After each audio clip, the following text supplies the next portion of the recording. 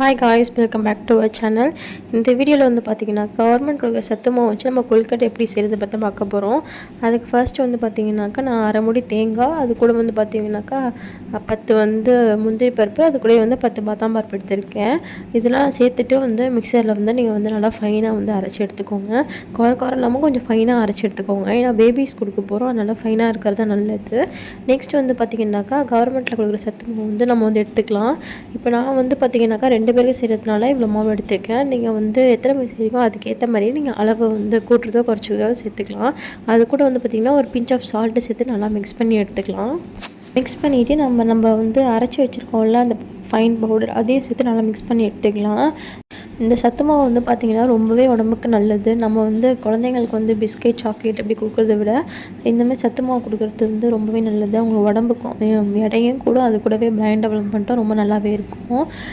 So வந்து உங்கள் பேபிஸ்க்கும் இந்த மாதிரி நீங்கள் வந்து செஞ்சு ட்ரை பண்ணலாம். இதிலே சத்து மாவுலேயே டிஃப்ரெண்ட்டாக உங்களுக்கு என்னென்ன தோணுதோ அதெல்லாம் செஞ்சு ட்ரை பண்ணலாம். ஏன்னா பேபிஸ்க்கு சத்து மாவாக கொடுக்குறது வந்து ரொம்பவே நல்லது. கண்டிப்பாக நீங்கள் வந்து ட்ரை பண்ணுங்கள். நம்ம வந்து இப்படி பார்த்திங்கன்னா எல்லாத்தையும் சேர்த்து நல்லா மிக்ஸ் பண்ணி நம்ம வந்து மாவு பதத்துக்கு பிணைஞ்சி வச்சுக்கலாம். ரொம்ப அழுத்த மாதிரி வேணாம், கொஞ்சம் நைஸாக வந்து பிணைஞ்சி எடுத்துக்கலாம். இது வந்து பார்த்திங்கனாக்கா நான் வந்து வீட்டிலே செஞ்ச வந்து நெய் பாப்பாக்காண்டி செஞ்சேன். இதோட டீட்டெயில் வீடியோ வந்து நம்ம சேனலில் ஏற்கனவே போஸ்ட் பண்ணியிருக்கோம். பார்க்காதவங்க செக் பண்ணி பாருங்க. அதோட லிங்க்கு நான் வந்து கமெண்ட் பாக்ஸில் பின் பண்ணுறேன். நெக்ஸ்ட் வந்து பார்த்திங்கனாக்கா நம்ம வந்து இட்லி தட்டில் எப்போதும் போல் கொழுக்கட்டை வந்து நம்ம எடுத்து வைக்கலாம். நீங்கள் துணி போட்டிங்கனாக்கா நெய் தடவை தேவையில்லை. நான் துணி போடலங்கிறதுனால கொஞ்சமாக நெய் தடவிட்டு லைட்டாக க்ரீஸ் பண்ணிவிட்டு நம்ம வந்து எப்போதும் கொழுக்கட்டை அப்படி பிடிச்சி போகலாம் அதை மாதிரி நீங்கள் பிடிச்சி வைக்கலாம். அப்படிலாம் உங்கள்கிட்ட கொழுக்கட்டை அச்சு இருந்துச்சுன்னா உங்களுக்கு என்ன ஷேப் வேணுமோ அது மாதிரி நீங்கள் வந்து வச்சு எடுக்கலாம்.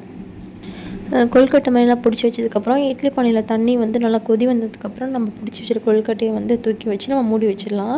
இந்த கொழுக்கட்டை வந்து பார்த்திங்கன்னா ரொம்ப நேரம் டைம் எடுக்கலாம், யோசிக்க வேணாம். நம்ம எப்போதும் இட்லி ஊற்றி வைப்போம்ல அதே டைம் தான் இதுவும் எடுக்கும். ஆவி வந்ததுக்கப்புறம் பார்த்திங்கனாக்கா சூப்பராக வந்து இது ரெடி ஆகிடுச்சு. அவ்வளோதான். ரொம்ப சிம்பிள் அண்ட் டேஸ்டி அண்ட் ஹெல்த்தியான வந்து டிஷ் வந்து ரெடி ஆகிடுச்சு பேபிஸ்க்கு. இது நீங்கள் வந்து காலையில் வந்து பிரேக்ஃபாஸ்ட்டும் கொடுக்கலாம், அப்படின்னா ஸ்நாக்ஸாகவும் கொடுக்கலாம். கண்டிப்பாக இது ட்ரை பண்ணி பார்த்துட்டு எப்படின்னு மறக்காமல் கமெண்ட் பண்ணுங்கள். இந்த வீடியோ உங்களுக்கு பிடிச்சதா மறக்காமல் லைக் அண்ட் சப்ஸ்கிரைப் பண்ணுங்கள். உங்கள் ஃப்ரெண்ட்ஸ் அண்ட் ஃபேமிலிக்கும் ஷேர் பண்ணுங்கள்.